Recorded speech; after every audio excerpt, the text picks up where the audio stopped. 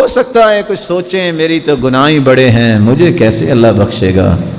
एक बूढ़ा आदमी अल्लाह के रसूल के पास आया, बूढ़ा हो गया गुनाह कर करके। कहता अल्लाह के रसूल सल्लल्लाहु अलैहि वसल्लम क्या अल्लाह मुझे भी मुआफ़ करेगा? कहा अगर तुम भी सच्ची तौबा करोगे तो अल्लाह मुआफ़ करेगा।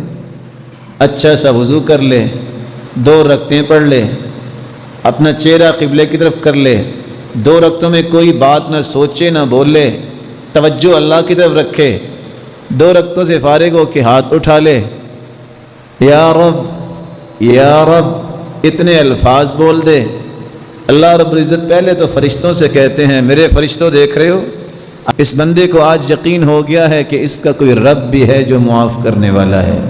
फिर अल्लाह अपने बंदे से फरमाते हैं अब्दी, ओ मेरे बंदे, इअमल मा शिअत फ़क़द गुफ़िर लक, तूने जो कुछ भी किया है जाओ मैंने तुझे मुआफ़ कर दिया।